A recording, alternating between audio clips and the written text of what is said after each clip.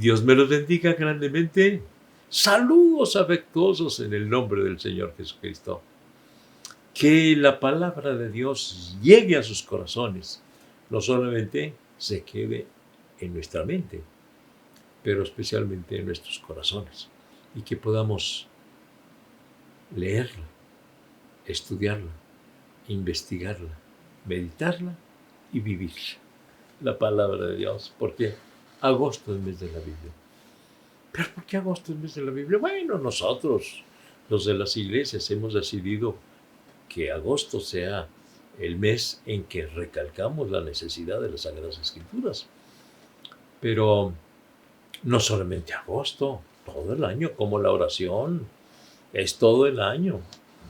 Nada más que en agosto recalcamos pues la Biblia y hemos estado meditando en la revelación de las Escrituras, en la inspiración de las Escrituras, en la necesidad de las Escrituras. Pero ayer les planteaba yo esto. ¿Por qué Dios quiso darnos la palabra de Dios escrita? ¿Por qué? ¿Por qué escrita? Es muy importante y qué bueno que Dios lo hizo de esa manera, porque sabes que transcurrieron muchos siglos en que la palabra de Dios no estaba escrita. Sí, los primeros escritos, los de Moisés, no vamos a meternos en el caso de Job, es un caso aparte, el libro de Job. Pero vamos a decir, 1500 años antes de Cristo, Moisés escribió el Pentateuco. 1500 años antes de Cristo. Pero la existencia del hombre se va hasta el año 4004 antes de Cristo. O sea que pasaron 2000, hablando de números cerrados, 2500 años en que el humano no tenía la palabra escrita. Y sin embargo, bueno, pues Dios habló a los hombres de Dios. Antes de que tuviéramos los escritos de Moisés, Dios habló a Abraham, a Isaac, a Jacob, en fin. Pero, ¿qué les dijo exactamente? Ahí es donde entramos a la necesidad de la palabra escrita. Y yo quiero decirle lo siguiente. Es muy riesgoso basarnos solamente a la tradición oral. Es decir, que esto me dijeron mis tatarabuelos, a mis bisabuelos y a mis abuelos y a mis padres y a mí, esto lo dijeron. Pero de veras así fue. ¿Por qué? De boca en boca va cambiando. La tradición oral tiene mucho riesgo. Esto dijeron mis abuelos, pero dirían exactamente así. Se necesita la palabra escrita.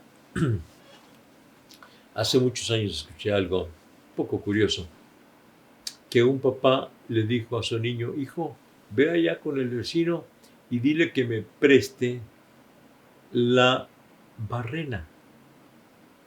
Y fue el niño y pues como todo niño iba jugando y llegó hasta con el vecino y le dice, señor, dice mi papá que le preste la marrana.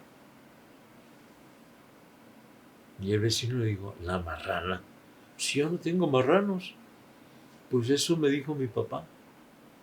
Entonces tuvo que ir el vecino para preguntarle al papá del niño, oiga, que le preste la marrana porque yo no tengo marranos.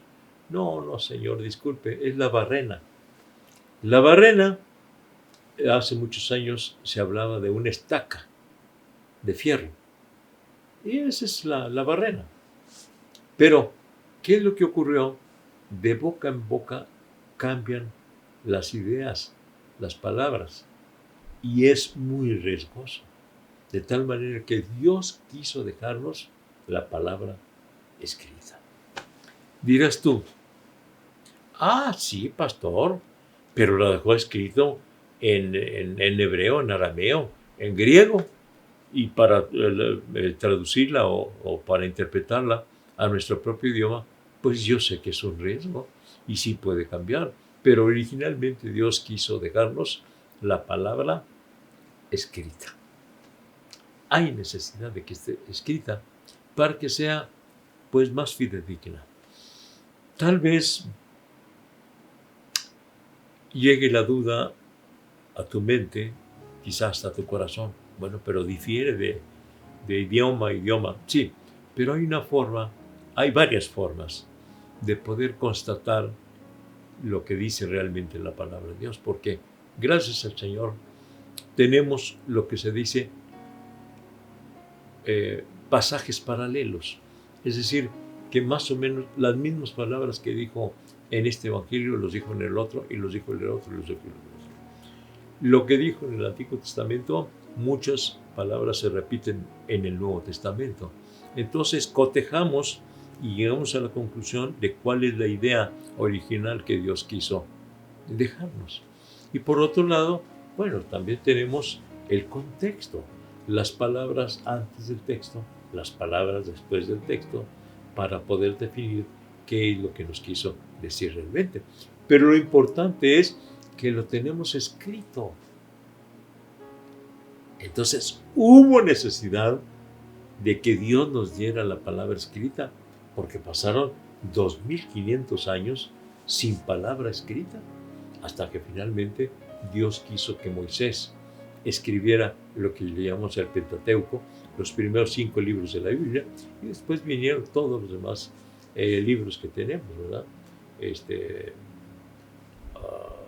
Primero y segundo de Samuel, primero y segundo de Crónicas, primero y segundo de Reyes, etcétera, etcétera, ¿no? Ruth, los Salmos, Proverbios, Eclesiastés, los profetas mayores, los profetas menores, en fin. Y ya con nosotros tenemos no solamente el Antiguo, pero el Nuevo Testamento. 39 libros del Antiguo Testamento, 27 libros del Nuevo Testamento, haciendo un total de 66 libros. Eso es lo que nosotros entendemos que se aprobó en el canon. Allá los primeros creyentes que definieron cuál eran los libros inspirados de Dios. Entonces, tenemos 66 libros en la Biblia. Es un solo volumen. Y por eso a las personas que no están relacionadas con la Biblia dicen, ¿cómo 66 libros si yo veo un solo libro? Sí, pero en ese libro están 66 libros, ¿verdad? Unos se llaman libros y otros se llaman epístolas, o sea, cartas del apóstol Pablo, las cartas de Pedro, las cartas de Juan. En fin, pero lo importante es que Dios quiso que fuera la palabra escrita, porque hay necesidad de que sea escrito, a fin de que no se cambien las palabras. Y bueno, siendo realistas, que no se cambien tanto las palabras, ¿verdad? Pero el mensaje primordial, como lo decía el día de ayer, que el propósito de Dios es buscar y salvar lo que se había perdido.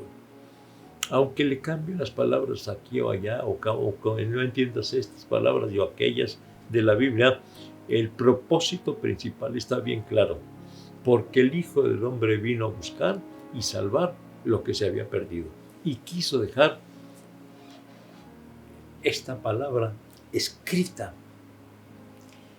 para nuestra instrucción, para nuestra bendición, para que sea nuestra guía, para que sea nuestro aliento, para que sea nuestro alimento, para que sea el que venga a llenar nuestro corazón y nos auxilie, tanto en las situaciones críticas como en las situaciones bonancibles, porque no solamente hay que echar mano de la Biblia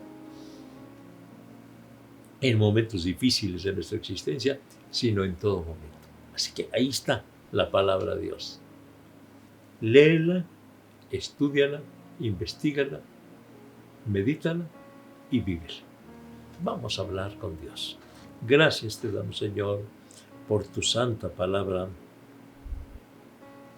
que tú quisiste dejarla escrita, en forma escrita. Gracias, Señor. Recibe nuestro agradecimiento, recibe nuestra gratitud. Permite que quienes ahora escuchan este mensaje entreguen su vida a ti, Señor, siendo que tenemos la Biblia como base de que el propósito tuyo es salvar a la humanidad. Tómales en tus preciosas manos ahora mismo, en el nombre de Cristo Jesús. Amén. Amén. Gracias a Dios. Hemos hablado un poco acerca de la inspiración de la Biblia, pero el día de mañana vamos a hablar un poco más acerca de la inspiración de las Sagradas Escrituras. ¿A qué se refiere inspiración en relación con las Sagradas Escrituras? No en forma general. ¿A qué se refiere en relación con las Escrituras? Mañana lo consideramos a las 7 de la noche por Facebook, Iglesia de la Trinidad. Hasta mañana. Dios les bendiga. Quédate conectado y comparte de este mensaje lleno de vida. Búscanos en Facebook, YouTube y Spotify como Iglesia La Trinidad o La Trinidad de Juárez. No te pierdas el mensaje de vida todos los días a través de nuestras plataformas digitales, de lunes a domingo a las 7 de la tarde. Ya tenemos servicios presenciales, miércoles 6 de la tarde y reunión de jóvenes los sábados a las 4 de la tarde. Los domingos tenemos 3 servicios, 10 de la mañana, 11:30 de la mañana y 1 de la tarde. La dirección de la iglesia es Rafael Velarde, esquina con Francisco Sarabia, zona centro, en Ciudad Juárez, Chihuahua. O bien puedes visitarnos en El Paso, Texas, en la iglesia Jerusalén. Reunión de jóvenes los viernes a las 7 de la tarde y domingos a las 4 de la tarde, en el 4300 de la calle Yandel. No lo olvides, quédate conectado.